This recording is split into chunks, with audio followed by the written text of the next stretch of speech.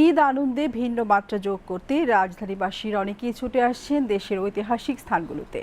ঈদের এই অনাবিল আনন্দে দেশে ইতিহাস ঐতিহ্যের সঙ্গে পরিচিত হতে পেরে উৎফুল্ল তারা। পরিবার পরিজন নিয়ে এমন আনন্দে শরিক হতে পেরে ভালো লাগার কথা জানান দর্শনার্থীরা।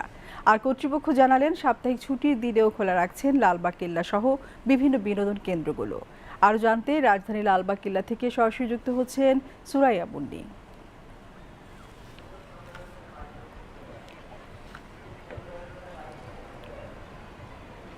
যেমনটি বলছিলেন, ঈদের এই আনন্দ উপভোগ করতে রাজধানীবাসী বিভিন্ন বিনোদন কেন্দ্রে ঘুরে বেড়াচ্ছেন, কিন্তু তারই একটা অংশ যেখানে কিনা লালবাগ কেল্লা, সেখানে কিন্তু তারা খুব আনন্দ উৎফুল্ল হয় এবং বিভিন্ন রং বেরঙের পোশাক পরে তারা এখানে এসেছেন একটা সুন্দর একটা সময়কে উপভোগ করতে।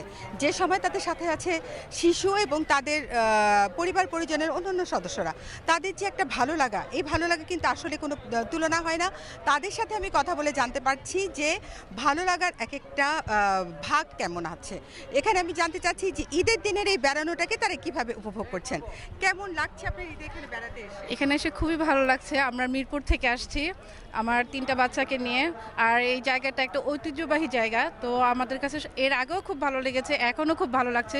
ইউজ পরিমাণ লোক, মানে ঈদের যে একটা আনন্দ, লোকজন দেখে তার থেকে বেশি ভালো লাগছে।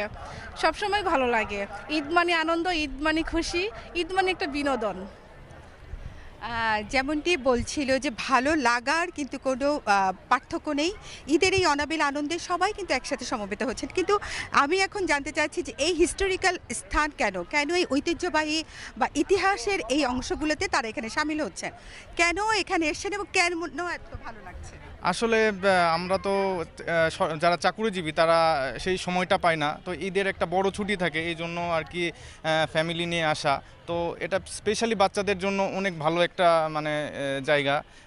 তারা বিভিন্ন অনেক মানুষ দেখছে এবং হিস্টোরিক্যাল জায়গাগুলোতে আমার মনে হয় সব ফ্যামিলিদের নিয়ে যাওয়া উচিত, তাদেরকে এগুলোর সাথে ইন্ট্রোডিউস করে দেওয়া উচিত, কারণ তাদের এগুলো সম্পর্কে জ্ঞান থাকা উচিত যে আমাদের কি কি হিস্টোরিক্যাল জায়গাগুলো আছে। এই সবার সাথে এই ঈদের মধ্যে আসলে এসে অনেক ভালো লাগছে এবং সবাইকে বলবো যেন এই ধরনের জায়গাগুলোতে আসে। ধন্যবাদ। যে কোনো জায়গার ভালো লাগাকে অবশ্যই একটা ভিন্ন মাত্রা কিন্তু এখানে অবশ্যই থাকে। এখন আমি জানতে চাচ্ছি ভালো লাগায় যে পরিবার পরিজন নিয়ে যে এসছেন, কত দূর থেকে তারা এখানে আসছেন এটা একটু জানতে চাচ্ছি। কোথা থেকে এসছেন আপনি? আমরা রামপুরা থেকে আসছি। হ্যাঁ, খুব ভালো লাগছে। দীর্ঘ 1 মাস সিয়াম সাধনার পরে আমরা ঘুরতে আসছি, আপনার 2-3 দিন ঘুরে বেড়াচ্ছি, খুবই ভালো লাগছে ইনশাল্লাহ। তারপরে সব জায়গায় আসা দরকার, বাচ্চা কাছে আমার বড় ভাই আছে সাথে, ভাইস্তে আছে, খুব ভালো লাগতেছে ইনশাল্লাহ। যেমনটি বলছিলাম, ভালো লাগার কিন্তু আসলে কোনো শেষ নেই। যেখানে ঈদের আনন্দ যদি থাকে বা ঈদের এই আমেজ যদি থাকে, তাহলে অবশ্যই ভালো লাগা কাজ করে। একই সঙ্গে কিন্তু এখানে পরিবার পরিজন নিয়ে যারা আসছেন তাদের কিন্তু ইতিহাসের যে একটা ঐতিহ্য, এই ভালো লাগাটা কিন্তু এই ইতিহাসের ঐতিহ্যেরই একটা অংশ এবং তাদের যে ভালো লাগা, এখানে যে ভালো লাগাটা তারা প্রকাশ করছেন, এখানে কিন্তু আনন্দ ভাগাভাগি করতে শুধুমাত্র যে ঢাকা শহরের আশেপাশে আছেন যে মানুষগুলো, শুধু তাই না, এখানে কয়েক হাজার দর্শনার্থী আসছেন এখানে।